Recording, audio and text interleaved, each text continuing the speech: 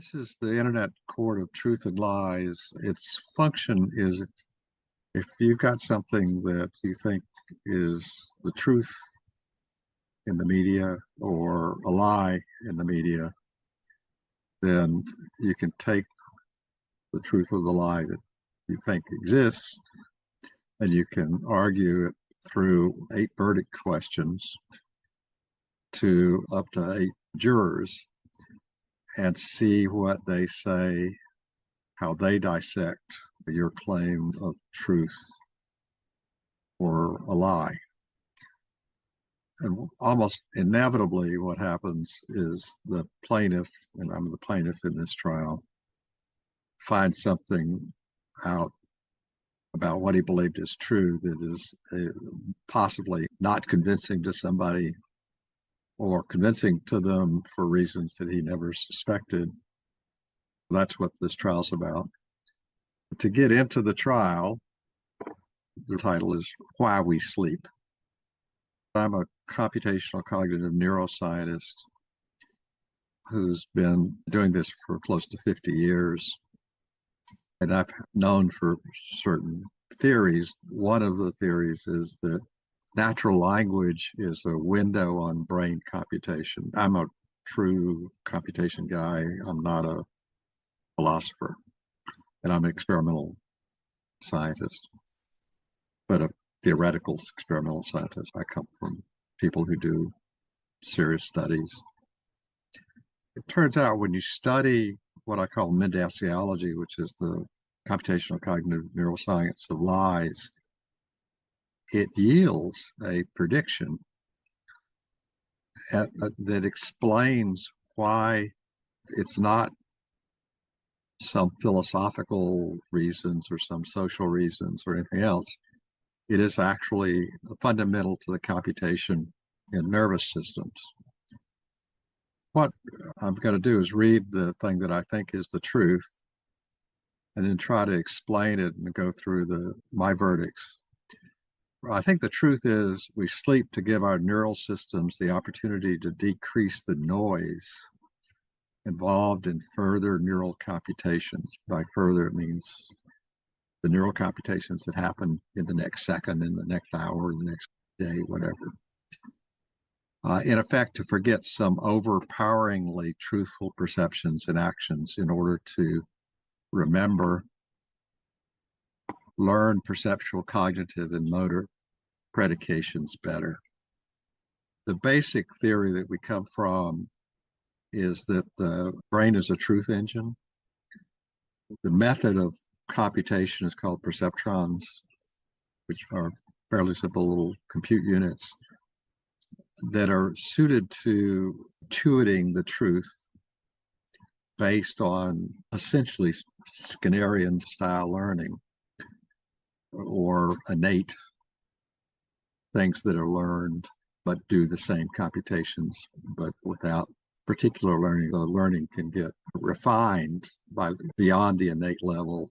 A lot of things that people do, a lot of the neural systems inside your brain compute things innately. For example, your eyes is a good example where for each retina, there's about 100 million neurons. There's an innate sort of knowledge by the way the neurons compute of what's a rod, neurons and where they're seeing it in the field of view and so forth and so on. And this information is coming from your eyes, not from your ears. So some of the computations have innate memory components, but they all have also dynamic learning components. And it's in the dynamic learning area that you get the noise buildup. Let me start off with the context. This is good for all living neural systems. The prediction says every animal sleeps. We know that actually. We know of no exceptions, down to insects and so forth and so on. All animals sleep. All animals with neural systems. That they have to be sophisticated enough but the sophistication is not much sophistication. The neural system that needs to sleep is the neural system that connects the perceptual system for that animal with the motor system. So if the animal detects something in its environment, it's learned how to respond. All brains do that. All brains in all animals do that. It's also true that things that some people would not call a brain because it's not big enough or complex enough, they do that too. All animals sleep. Another fact, which is true, is that if you get no sleep, any human being gets no sleep. The way we know this is true is some evil people have proven this is true who killed people. I'll just name one such group, the Germans in World War II. You have to keep the person awake. So the person is kind of wired. You can't let him sleep for even a, and if he can't sleep at all, but he's kept awake, invariably his lifespan will be about 11 days, where it's plus or minus 2 or 3, but it's 11. It actually doesn't go past really 13 days. He'll be dead. He will die. And he died in a way that gives all the appearance of the neural system no longer being able to perceive and being able to have motor control correctly. So the person dies with the inability to both perceive and move in any sort of controlled fashion, which is a prediction of the theory that basically says if you build up the noise in these systems and they're allowed to continue being built up, then there's no sleep, then the person will die. And we know that. Another factoid that's true from these experiments that have been run over the last 150, possibly many more years than that, because sleep deprivation is a torture. It's been done that they're tortured to death this way. By about day 6-ish, you go blind. You can no longer see. Predicted by the theory. Says the problem is the noise is built up so badly, even though your rods and cones are firing, the rest of the neural system, they're firing in ways that are uncontrolled, not necessarily responding correctly to the light that's coming through the eyes and so forth and so on. So you just go blind because you're seeing things. And then a few days later, you will die. So that's just an example. And by the way, those same studies, people lose their hearing. I can't remember when they lose their hearing. They definitely lose the ability to talk coherently. The whole 9 yards. They definitely lose the ability to do a voluntary motion of any kind of directed intelligent form. We believe that this is a noise function. One of the areas when I was in robotics, the lab that I ran had to do with highly skilled perception. We were building machines that could see things like people see them, understand what people said, like people understand what people say. One of the sort of universal findings, and this is true for what are called LLMs and ChatGPT and Grok and all these others, all of these systems are coded to create noise. So the systems become more resilient in correctly intuiting the truth if you add noise into their computations. You have to add some noise into the computations to get them to perform the way you see them perform.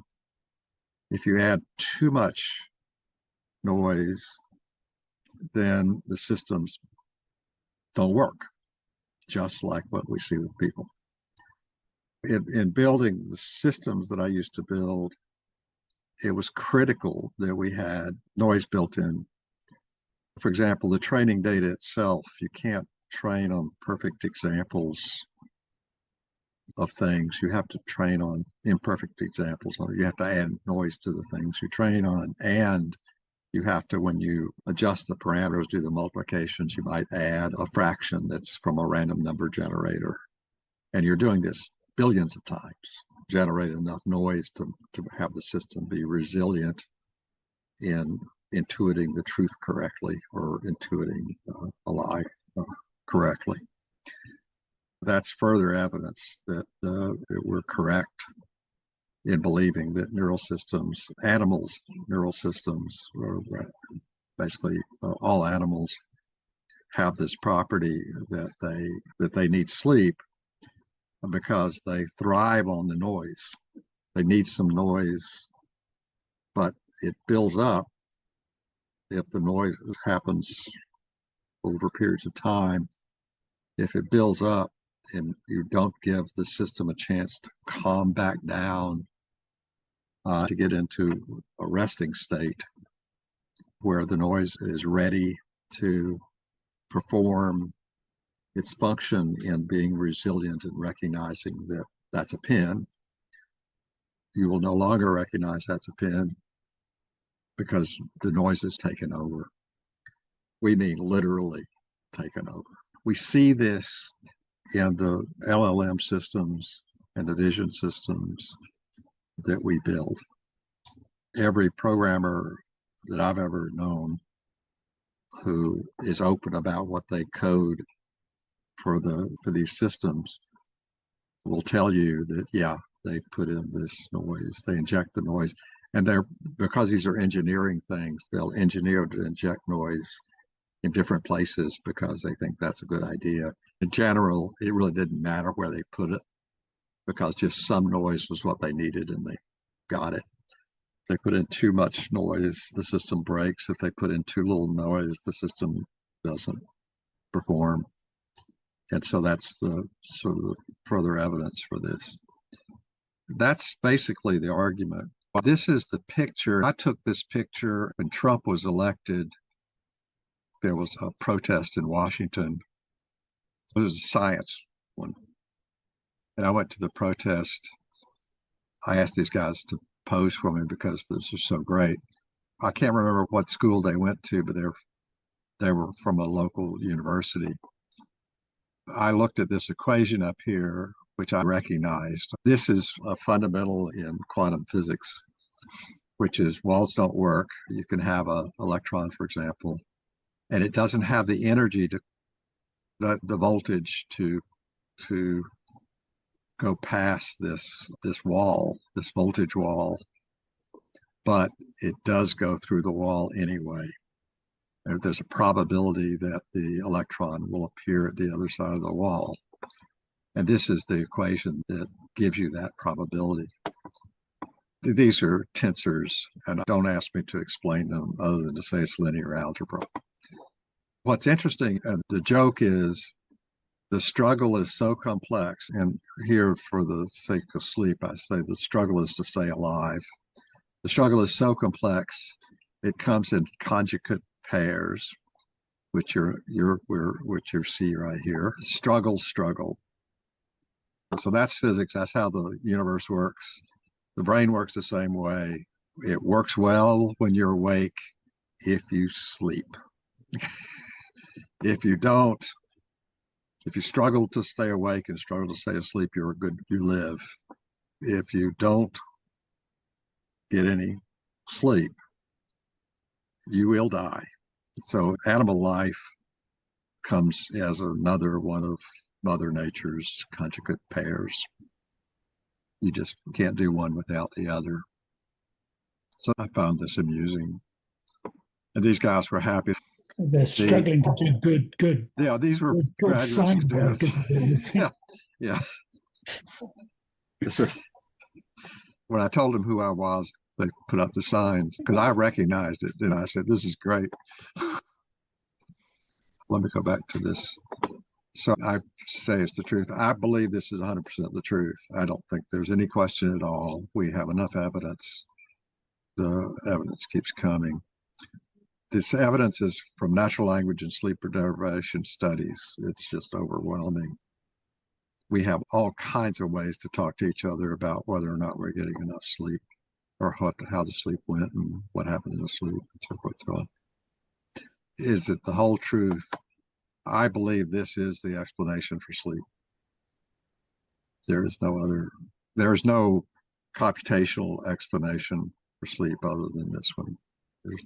This one is the necessary and sufficient computational explanation. We can observe it because we've built systems. And if you don't do it, the systems don't work. They don't work the same way. Humans fail for the same reasons. Is there nothing but the truth? I said yes, 90 at this level of the theory. This is the one correct answer to why we sleep. That's a strong statement. The deceit, I said it's none, it's no deceit. Is the truth intended? I said yes. All animals, all living natural neural systems sleep. Now, when I say that, I'm very careful about those words, because you could take a neural subsystem out of a living creature and you can cause it to never sleep. Just like you can take a person and make sure he can't sleep until he dies. You can do that, but that's not a natural system. So I'm talking about in vitro living neural systems, not lab versions of taking pieces out and studying them. You will never notice this because you're not looking at what these systems actually just naturally do. What's the motivation? Is to be informative, social acceptability. There was a book written by this guy named Walker on why people sleep, and it's garbage. It's a great example of a garbage book on the subject, and reaches no conclusion precisely because he's not studied this conclusion from computational cognitive neuroscience. He is just clueless. That book was the thing that caused me to say, wait a minute, I'm going to write this article. Because this guy was just clueless. It was a New York Times bestseller, which really pisses me off. Oh, I'm sorry. I was just going to say that whenever I looked in the chat for just a second, and I just posted the summaries from Grok and Gemini. And on Gemini, the last paragraph, it says that his book is widely acclaimed for popularizing the vital importance of sleep, but has faced significant criticism from independent researchers. So I'm not alone. There's no way I'm alone on my opinion of him. He's way over the hill, imagination land. Yeah. But he wrote a popular book. But the theme of the book is we don't know why people sleep. And that really pissed me off because we know why sleep. What label would improve the social acceptability? I just said this is true. So what I'm going to do is get a 30 to 40 second summary of the jurors' verdicts. So juror one. I don't want to give you 30 or 40 seconds. I want to give you 30 or 40 minutes. I know. But, yeah, we have plenty of time for that in the future. It's very, very interesting. And I think, on balance, it seems like a very good idea. But there are still a few questions. For example, fetuses, they're in REM sleep almost all the time. Yeah. There's something about REM sleep which doesn't seem to fit with this noise problem. Because if it were just noise, then surely simple unconsciousness would do the job. No, actually, no. Yeah, so no, it wouldn't do. So unconsciousness is not necessarily the resting state for the active information processing system. Okay, yes. Another thing that is true is that when you sleep, most people don't know this. I don't know if y'all know this, but when you sleep, whether you're in REM or non-REM sleep, you are paralyzed. You're literally, your motor system is paralyzed. You cannot move. And when there are movements, that's coming out of sleep a little bit. Your system is paralyzed in the sense that you cannot engage in voluntary motion. So the motion you'll get are involuntary twitches but not.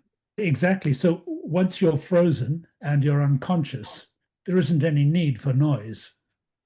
No, there is. The point is its resting state is a lower noise level. It's a noise level that's within the parameters of the system being able to come back to having perception and motion, intentional perception and motion. And the neurons are now firing with the kind of noise levels that are completely acceptable to having preserved what was learned, but not blanking it out with a lot of noise of stuff that's irrelevant to the current context. Okay, So I'm just going to throw one more thing about deja vu. Everybody knows about deja vu, but there's also this thing called deja vécu, which is where you have an experience in real life and you realize that you've dreamt this experience before. Now, it's a well-known phenomenon. It's not just me. But this suggests to me that there's a whole lot of more coherence going on in the sleep state, in the REM state. No, I actually think it's in both the REM state. So I was at the work when I was a graduate student in the UVA sleep lab for years. We used to watch people go to sleep, and we were all connected up to their brains and so forth and so on, and watch the rhythms. The brains are actually quite active even in deep sleep. They're in a smoother activity devoid of external inputs and external outputs, but they are computing. They just are computing. They have to stay computing. If they're not, if the synapses go dead for too long, chemistry no longer works. Yeah. So that's what with these 10 cycle per second alpha waves, which is REM, and these slower waves. And you can get bursts of faster waves, that even happen in deep sleep. It's recognized that if you wake somebody up when they're in alpha mode, alpha waves, they will report dreams. And I've been there when you'd wake them up, alpha waves, and report dreams like you or I have them. Yeah.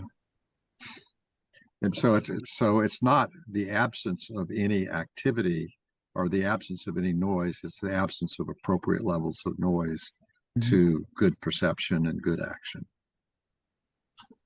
That's what we know. It's crazy.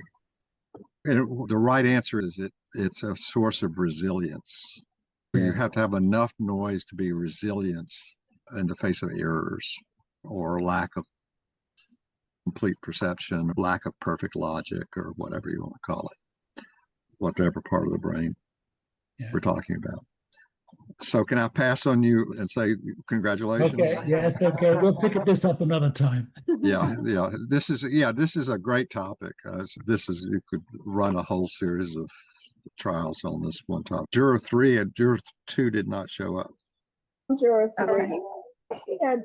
I also thought, I had put it in my comments, it can kill you, sleep deprivation, because I knew about Germany. And I also think there were psychiatric trials that use sleep deprivation. But then I Googled it and Google said no, it couldn't kill you. So then you said it could, so I knew you were right, and I was right too. But that just goes to show you, AI don't know everything. Because I'm a layman and I knew it, and AI's smart and they didn't know it. So the problem is sleep has a lot of language around it. This is like that book. The guy wrote this whole book, right? And it's just such a big thing in what our brains do in terms of that. And we don't talk about it very much. And you really have to go and find out these facts, like all animals sleep. That's not a well-known fact. Well, but among them, about the animals too, and it's all animals sleep. Yeah, it's crazy. Animals can. I was going to ask you if they lie, but I know they don't lie. Animals don't lie, but animals can be deceptive to save themselves and to protect themselves from being killed or to get food. I would think they could have some deception. And those are phenomenon there. So evolution is a demanding master. And you could argue that if animals have to sleep, they do, but they find ways to sleep that also doesn't harm their survival. One of the sort of universals in this is a lot of animals agree to sleep at night, or a lot of animals agree to sleep at the day for those very reasons, but they have to get some sleep. And then there are a lot of animals that do not appear to sleep, but when they study them, they do sleep. But they can sleep for very short periods of time, distributed over a long period of time. In other words, they can sleep for a second or two every minute or so. I don't remember the exact numbers, but Kind of like sleeping with that's the one kind of eye thing. open, like mothers do. You sleep with one eye open. Yeah, So you're asleep, but you're still alert to yeah, harm. yeah. And that's a partial, and that's a form of sleep. You have to find the right biologists who've actually studied this for real. This guy Walker, who's a biologist, but he didn't. Then you find out some of the varieties of ways in which animals have evolved to sleep. But they didn't evolve to sleep. They evolved techniques by which they could sleep, and it enhances their survival. Even though there are periods of time where they're asleep, they could wake up very fast. So I think birds wake up extremely fast, for example. Cats too. Yeah, bats too. Yeah. Cats. I'm sorry? Cats. Cats. Cats too. Yeah, cats wake up quick. Juror 4? Yes, I have a good one. How do dreams and nightmares affect the effectiveness of sleeping? Do they interfere? No, I think that they're part of the natural events that are taking place. From a learning theory point of view, they're consolidating memories in a funny way. Remember that truth is intuited. That's the computation.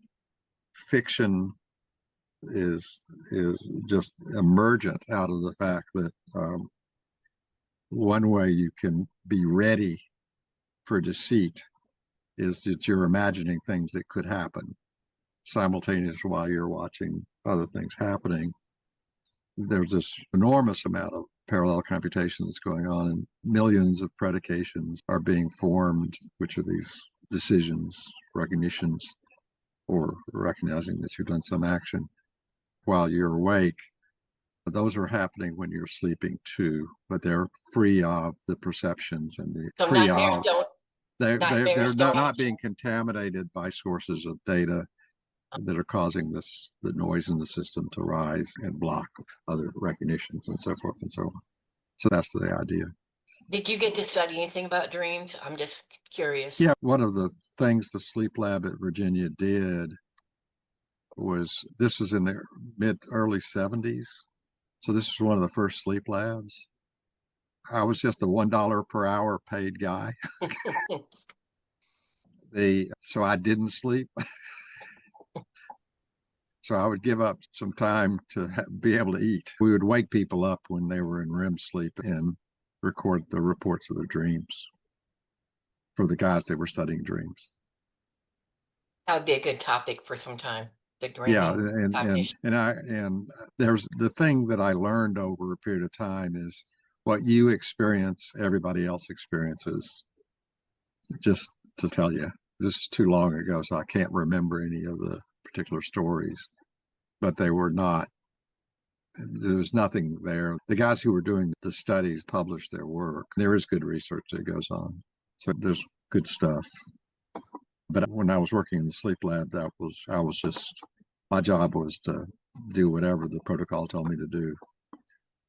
I was not one of the researchers. Juror 5? That's me. Okay, so when it comes to sleeping, I guess because of my past or whatever, and the traumas I've been through and all this and that, I have major issues when it comes to sleeping. Major. If I can sleep more than 15 to 20 hours in a week, I'm saying that's good. because there are times where I don't even hardly get but maybe 12 hours, I feel like, and that's basically it. Yep. 1 to 2 hours a night. Yep. But I was looking up some stuff to put in the chat and things like that. And I found this book about the sleep psychology or physiology and stuff. And touch base on what you were saying with you will die if you don't sleep. I noticed in the past or whatever how when elderly people, when they go to sleep, they watch them, especially in the nursing homes. And I now know why, because when they go to sleep, if they're elderly, it can cause them to have a lot more problematic, is what I'm trying to say, is that's what it calls. And it says that the problematic sleep has that effect on all individuals. However, older people show an increase in disturbed sleep that can create a negative impact on the quality of life. Yeah, so that's a level that I don't pay much attention to because of there's so much anecdotal stuff there. We do know that there are people who sleep a lot less than other people. For real. Okay. I knew one guy, he was actually a faculty member, and he claimed he slept no more than 3 hours a night. After we knew him for 3 years, we believed him. And he was perfectly healthy. Now, that said, he was driving his Maserati or whatever fast car he had, and he drove it off the road into a tree, killed himself. Oh, my. And he may have fallen asleep. Who knows? We actually joked about this. It's just sad. But he was a clinical psychologist. But who knows? There are all these anecdotal things. And there's also, when you absolutely prevent people from sleeping, that means they can't even close their eyes. Right. They're typically connected up electrically. And you have people watching them 24 hours a day. At the second there's any sign of sleep by any mechanism, they're kept awake. Yeah. And that's when they die. Yeah. So this isn't you can just say you're not allowed to sleep and put a light bulb in their jail cell. They'll go to sleep. Right. They'll go to sleep and survive, but it will be torture. But it's not what we're talking about when we say you get no sleep, you will die in 11 days. That's no sleep. Yeah. Didn't the CIA have a torture thing related to sleeping? Or I'll talk about that. I'm sure I can't talk about. So the right answer is that the CIA, the thing I can talk about is the CIA did know about this happening. So some of the evidence that I know about is evidence I got from the CIA. All right. It wasn't the CIA doing it. It was the CIA. Okay. Now, with the CIA, you never know. Just to be clear. Okay. So you never really know. But I have been in meetings with the CIA where I brought up this very subject and this very same theory. And they've agreed with me. And they've said, yeah, we know this. Some of them will tell you some stories a little bit. It won't be about the U.S. The guy I remember, he works for a man who was former CIA. He ran wiring for the CIA, and he says a few things, but he can't divulge much. He's retired now, but you can't ever retire from the CIA. You can't ever retire from government, period. You can't if it's a secret clearance, you don't. Yeah. That's secret forever. Yeah, exactly. Except for Trump. Okay. The sleep stuff and anything to do with the brain, because my brain's all jacked up. But yeah. It's juror 6. Okay, that is me. So for me, I do agree with you on this case. If I can use a personal experience, about a year ago, I had a baby and I did not sleep enough. And then I actually ended up getting sick. I got high blood pressure. I got high sugar. I lost a lot of weight just because I didn't sleep enough. So the doctor actually put me on strict bed rest, and I had to sleep a certain amount of hours in a day just to get my health back up. So I feel like sleeping is important. I never knew how important it is until I had the baby. Yeah. It's amazing that when somebody finds out, and you described a good situation where you find out what happens if you don't get enough sleep in a real way. And then the truth of this really starts coming in. And what's interesting is that if you think about this in terms of the noise stuff that goes on, it really maps well. It just says that there's too much noise is built up in your system and you're just not able to do things. You're just not able to process reality the way you would do when you were rested. Okay. And it just goes away. Unless you are being tortured intentionally the way I described, you will find ways to go to sleep when you absolutely have to live. You cannot stop going to sleep yourself by voluntarily not doing it. You will go to sleep, but but not getting enough sleep has these same properties because you didn't get enough sleep, and that will harm you. And if you don't take action, the harm is very bad.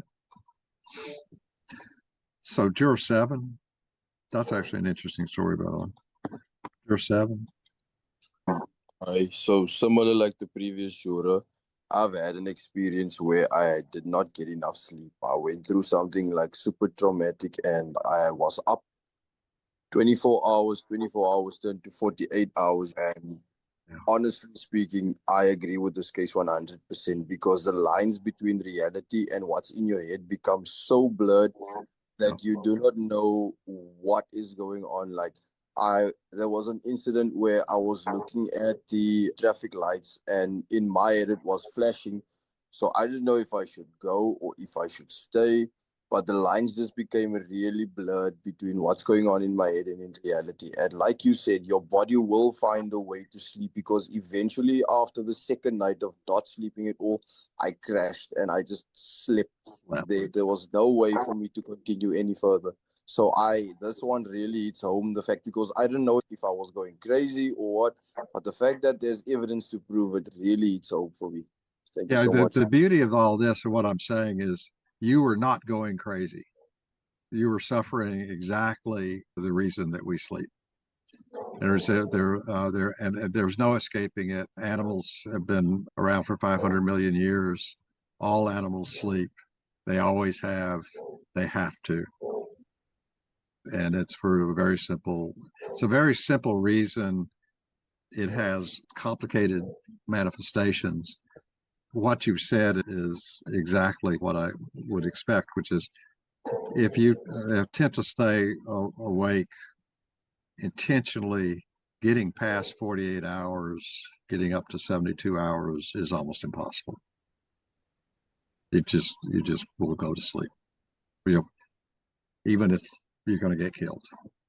Bob, don't you think it could cause psychosis, though? Being sleep deprived could make you have psychosis. I think that there are legit psychoses and so forth and so on. That this guy that died that I mentioned, he was somewhat psychotic. He was a clinical psychologist. As they say, if you're a foot doctor, probably something's happened to your foot. Okay. So he was somewhat psychotic. And one of the reasons we didn't believe him originally was we thought he was lying to us. And then over a period of time, we found out that he wasn't lying. And somehow he was living on much less sleep than other people would live on. And you could argue that he was also living in a reality that other people weren't living in. He didn't do drugs, by the way. Didn't drink or do drugs. Wow. Yeah. Juror 8. Hi there, Bob. So, in my opinion, I agree with what you said in the case. I think sleep plays a pivotal role in keeping the brain healthy and functioning properly. it helps the brain clean up by removing unnecessary and disruptive information, like you said, which is important to us, keeping our memories and clean and skills and the information to become stronger in our mindset. So in overview, I would just say that sleep is essential because it resets the brain, reduces mental clutter, and improves how well we think and learn information. That's actually beautifully said. I would agree with every word you said. That's the trial. Are there any other? The TQC is essential to being able to offer value to sponsors. Okay. And congratulations. So she volunteered. Kind of did. I mean, but yeah, I liked it. It's good. I'm just seeing the whole picture, which is really good. But I want to tell you, moderators, one thing, and you too, Bob, you might not know. When I'm getting the moderator reports, I don't know who the moderator is. So I think that's I don't either. It's important to be anonymous. They're inherently anonymous. I just thought the moderators might feel more comfortable leaving the comments if I don't know who it is leaving the comments. Yeah, y'all probably didn't know. This dawned on me. We as policy maintain privacy, and anything that happens outside of among people that's their business. Anybody can be as anonymous or as non-anonymous as they want. I think that the moderators knowing who the moderators are is a good idea because they're moderators. Right. But the jurors in general, even plaintiffs, should be able to do things anonymously. Right. So is the TQC going to be, we mentioned about reviewing a plaintiff's case before it comes to trial to see that it's... Yeah, that has been put on the programmer's list to do it. Okay, good. We're going to start rejecting cases if they're not professional. Yeah, we'll get there. So we're taking the right steps now. We really have to grow. There's some of this that takes care of itself when you grow. And we really need to grow for so many reasons. It's not even funny. And how are we going on the membership? Are we getting anything with the memberships? Are we growing anyway with that, having people join us? We're now over 1,000 verified members. We were getting to close to 1,000. Now we're over it. Yeah. Are they paying those for the memberships is what I was asking. I'm sorry?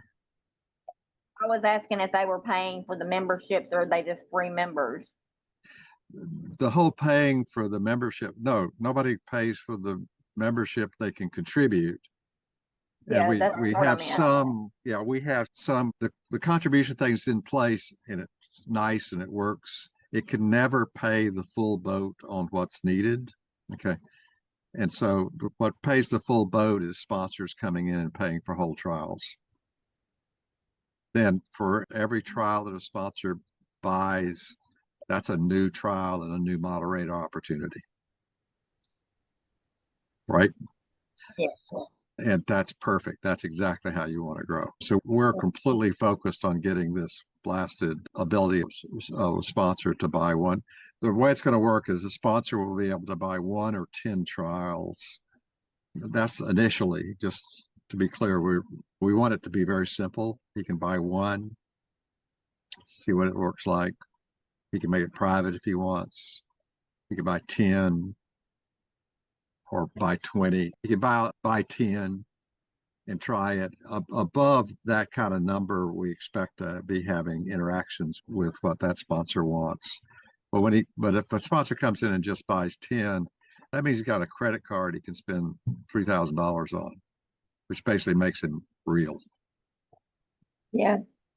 Yeah, that's a minimal. Is this guy real? Yeah, this guy's real. Okay. I was just wondering about it because I've been pushing for them to sign up and not to sign up, but to pay for that. I think getting people to just contribute, because there's a lot of people who can't really afford to be a sponsor. The contribution thing is good. If we don't get the decisions right, we will not be able to scale. So we're always asking the question, will this scale to 100,000 trials a day? Okay. If it don't, we don't do it. How many moderators are we going to need for 100,000 trials a day, Bob? So that's we learned how, if we wanted to get 1 million verified users, we learned that we could do that. We learned how to do it. Huh? Let me ask this. We know we can get them, but do we have the funds to pay them? That's exactly the problem. That's exactly the problem. So we have to get the moderator thing started so that we know that we can pay them. But if we've got sponsors that are buying enough trials, we can get enough people. When we first started this, probably 1.5 years ago, we didn't know if we could get enough people. And the answer is yes, we can. Yeah. And so once we learned that we could, we sort of stopped doing it because we said, wait a minute, we've now got close to 30,000 people as members and 1,000 that are verified members. Yeah. And it grows every day and we don't do anything. Yep. We'll see y'all next Thursday. Next Thursday it's the title of the thing is Mind Luck, this is the one where Christopher Wiley's book, where he suggested that in the Declaration of Independence, everybody has the right to life, liberty, and the pursuit of happiness. And what he suggested is that the government also has a responsibility not only to protecting everybody's lives, their liberty, and their pursuit of happiness, also is agency. You cannot take somebody else's agency. And exactly. It's done routinely now on the internet, stealing people's agency. Psychiatry does that too. We know how to do it. It's called divisive lying, and you can steal people. Trump does it every day. You watch him. Okay, so we'll see y'all next week. Bye. All right. Bye-bye.